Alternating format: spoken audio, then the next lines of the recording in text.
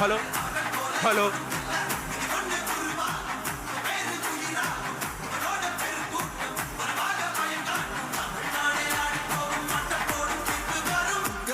உங்க விஜய் உயிரன வரனா விஜய் உங்க விஜய் எளியவன் குரல்னா விஜய் உங்க விஜய் தனியாள் இல்ல கடல்னா விஜய் உங்க விஜய் எளியவன் குரல்னா விஜய் உங்க விஜய் தனியாள் இல்ல கடல்னா மக்கள் தானே மன்னர்களை உனக்கு காட்ட வரனா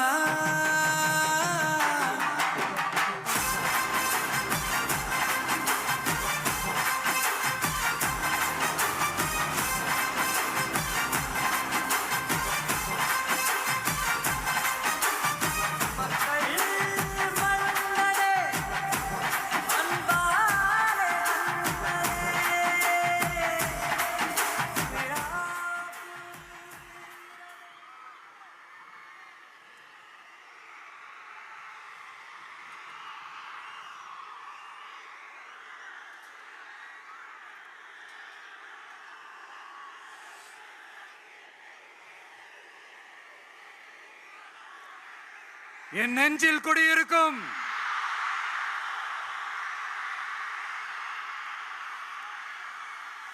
புதுச்சேரி மக்கள் உங்கள் அனைவருக்கும் என்னுடைய வணக்கம். வணக்கம் வணக்கம்.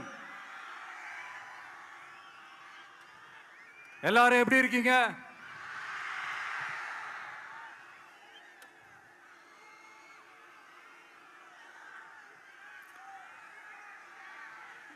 இந்த ஒன்றிய அரசுக்கு தான்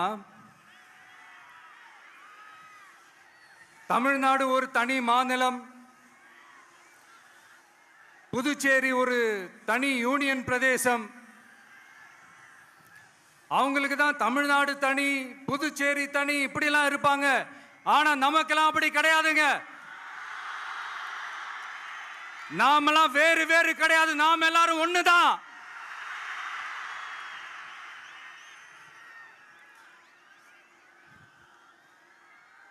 தமிழ்நாடும் புதுச்சேரியும் தனித்தனியாக இருந்தாலும் நாம் எல்லாரும் ஒண்ணுதான். நாம் எல்லாரும் சொந்தம் தான்.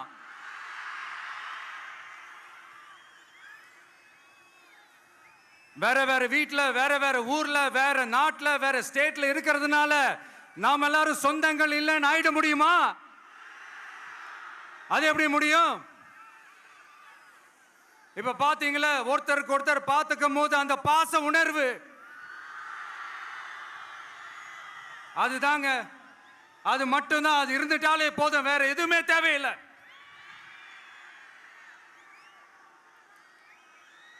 அதனால தமிழ்நாடு, புதுச்சேரி, கேரளா, கர்நாடகா, ஆந்திரா மட்டும் இல்ல, உலகத்துல எந்த மூலையில நம்ம வகைரா இருந்தாலும் அவங்க எல்லாருமே நம்மளோட உயிர் தான். அவங்க எல்லாருமே நம்மளோட உறவு தான்.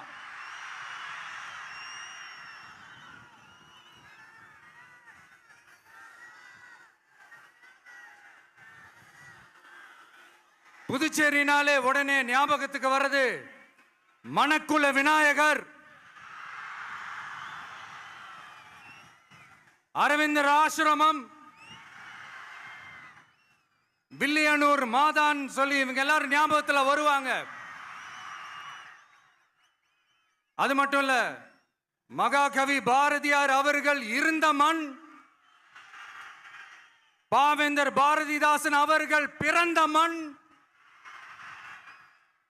அது மாதிரி இன்னும் சிறப்புகளை அடுக்கிக்கிட்டே போலாம்.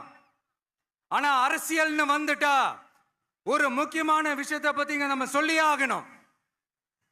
1977 புரட்சி தலைவர் எம்ஜிஆர் அவர்கள் தமிழ்நாட்டில் ஆட்சி அமைச்சாங்க. ஆனா அதுக்கு முன்னாடியே 1974லயே இங்க புதுச்சேரியில அவங்களோட ஆட்சி அமைஞ்சது. அதனாலதான் அப்பவே சொன்னாங்க, நமக்காக வந்தவர் எம்ஜிஆர், அவரை தமிழ்நாட்டில் மிஸ் பண்ணிடாதீங்கன்னு நமக்கு அலர்ட் பண்ணதே புதுச்சேரி தான். அப்படிப்பட்ட புதுச்சேரியை நம்மளால மறக்க முடியுமா? அது மட்டும் இல்ல, இங்க இருக்கிற மக்கள் தமிழ்நாடு மாதிரியே புதுச்சேரி மக்களும் என்ன கிட்டத்தட்ட ஒரு 30 வருஷமா என்ன தாங்கி பிடிச்சுக்கிட்டு இருக்கிறீங்க.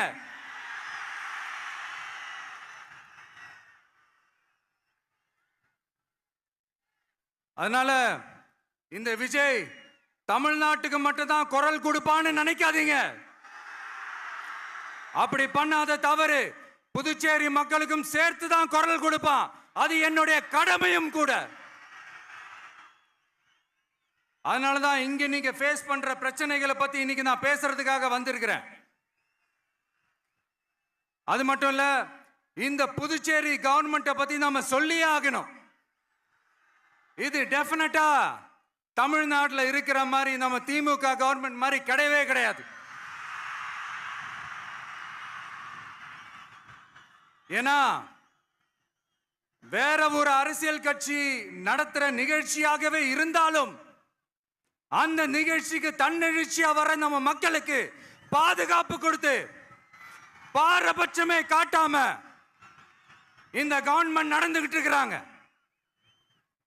அப்படிப்பட்ட இந்த புதுச்சேரி கவர்மெண்ட்டுக்கும் நம்ம புதுச்சேரி சிஎம் சார் அவர்களுக்கும் இந்த நேரத்தில் என்னுடைய மனப்பூர்வமான நன்றிகளை தெரிவிச்சுக்கிறேன். இத பார்த்தாவது தமிழ்நாட்டில் இருக்கிற அந்த திமுக கவர்மெண்ட் கத்துக்கிட்டா நல்லா இருக்கும்.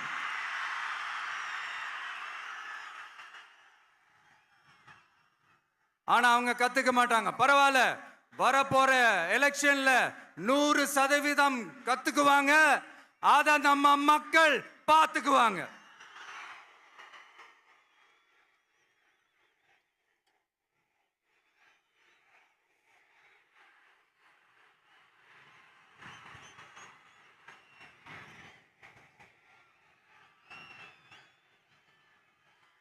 புதுச்சேரியில் இருக்கிற கவர்மெண்டோட கூட்டணி ஆட்சியில இருந்தாலும் புதுச்சேரிய ஒன்றிய அரசு எதிலையுமே கண்டுக்கல என்றது புதுச்சேரி மக்களான உங்களுக்கு நல்லாவே தெரியும்.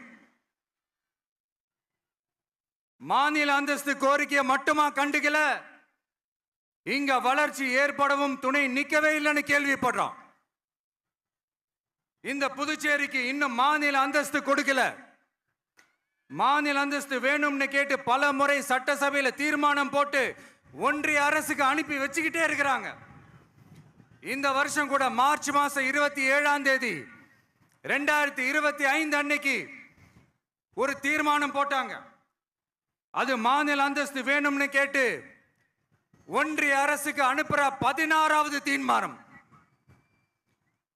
புதுச்சேரி காரைக்கால் பகுதிகளில் மூடப்பட்ட 5 மில்கள், பல்வேறு தொழிற்சாலைகளை மீண்டும் திறக்கிறதுக்கு இதுவரைக்கும் ஒரு துரும்ப கூட கிள்ளி போடல.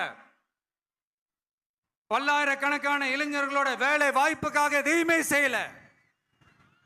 இங்க ஒரு ஐடி கம்பெனி உருவாகணும்ன்றது எண்ணமே இல்லை. அதை பத்தி யார் பேசினாலும் அது அவங்க காதல விழவே விழல. இங்க ஒரு அமைச்சரை ஊழல் குற்றச்சாட்டுல பதவி விட்டு நீக்கப்பட்டு அந்த இடத்துக்கு இன்னொருத்தரை நியமிச்சு 200 நாள் ஆச்சு. இன்னும் அவருக்கு ஒரு இலாக்காவே தரல. இந்த செயல் சிறுபான்மை மக்களை அவமானப்படுத்துறதுன்னு அந்த மக்களே சொல்றாங்க. புதுச்சேரியோட முக்கிய அங்கமாக இருக்கிற காரைக்கால், மாகே, ஏனாம் பகுதிகளில் எல்லாம் முன்னேற்றமே இல்லைன்னு அந்த பகுதி மக்கள் சொல்லிக்கிட்டே இருக்கிறாங்க.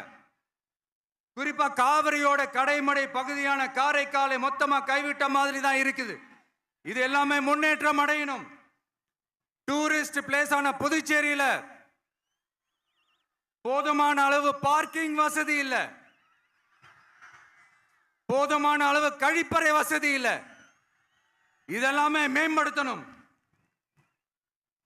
புதுச்சேரி கடலூர் மார்க்கமான ரயில் திட்டம் வேணும்ங்கிறது நீண்ட கால கோரிக்கை. புதுச்சேரி மக்களுக்கு ஒன்னே ஒண்ணுதான் சொல்லணும், இந்த திமுகவை நம்பாதீங்க.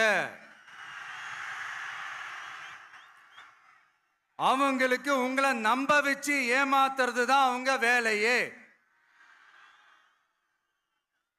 நான் சொன்ன பல கோரிக்கைகளை எல்லாம் தீர்த்து வைக்கிறதுக்கு நம்ம புதுச்சேரி கவர்மெண்ட்டுக்கும் அதோட மக்கள் திட்டங்களுக்கும் ரொம்ப அக்கறையா உண்மையா துணை நிற்கணும். தமிழ்நாட்டை ஒதுக்குற மாதிரி புதுச்சேரியும் ஒதுக்க கூடாதுன்னு நாங்க கேட்டுக்கிறோம். கிட்டத்தட்ட 20 லட்சம் பேர் வாழ்ற யூனியன் பிரதேசமான புதுச்சேரி மத்திய நிதி குழுவில் இடம்பெறவில்லை.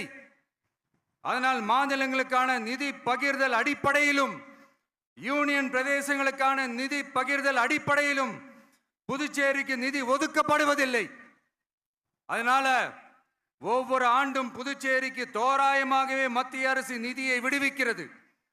அந்த நிதியும் அரசு ஊழியர்களின் சம்பளம், ஓய்வூதிய தொகை உள்ளிட்ட திட்ட செலவுகளுக்கே சென்று விடுவதால் மீத தேவைக்கு வெளிச்சந்தையிலும் கடன் பத்திரங்களை கடன் வாங்குகிறது புதுச்சேரி. இந்த நிலைமை மாறணும்னா ஒரே வழி மாநில அந்தஸ்து. நம்ம புதுச்சேரி மக்களோட பல்லாண்டு கால கோரிக்கை. புதுச்சேரிக்கு போதுமான நிதி வரத்து இல்லாததுனால வெளியே கடன் வாங்க வேண்டியதா இருக்கு. புதுச்சேரியோட கடனை குறைச்சு தற்சார்பு பொருளாதாரத்தை வளர்த்தெடுக்க திட்டங்கள் வகுக்கப்பட வேண்டும். மாநில அந்தஸ்து வாங்கினா மட்டும் போதாது இல்லையா, தொழில் வளர்ச்சியும் தேவையாச்சே. புதுச்சேரி தென்னிந்தியாவின் முன்னணி இண்டஸ்ட்ரியல் ஹப்பாக மாற்ற எல்லா முயற்சிகளும் எடுக்க வேண்டும். இந்திய அளவில் ரேஷன் கடைகளே இல்லாத மாநிலம் புதுச்சேரி தான். ஏழை எளிய மக்களுக்கு வாழ்வாதாரமே ரேஷன் கடைகள் தான். மற்ற மாநிலங்கள்ல இருக்கிற மாதிரி இங்கேயும் அரிசி, சர்க்கரை, பருப்பு, கோதுமை, எண்ணெய்னு அனைத்து பொருட்களும் வழங்கும் முறை சீராக்கப்பட வேண்டும். கடைசியா மீன் பிடிக்க செல்லும் காரைக்கால் மீனவர்களை அடிக்கடி கைது செய்யும் இலங்கை கடற்படை அவர்களின் படகுகளையும் பறிமுதல் செய்து விடுகிறது. அதனால் நீண்ட போராட்டங்களுக்கு பிறகு அவர்கள் விடுவிக்கப்பட்டாலும் படகுகள் கிடைக்காததால் படு மோசமான நிலைக்கு தள்ளப்படுகின்றனர். இந்த நிலை மாற வேண்டும். நான் மறுபடியும் சொல்றேன், இந்த விஜய் புதுச்சேரி மக்களுக்காகவும் எப்பவும் துணை நிற்பான். வரப்போற புதுச்சேரி தேர்தல் களத்துல நம்மளுடைய தமிழக வெற்றி கழகத்தின் கொடி பட்டொளி வீசி பறக்கும்.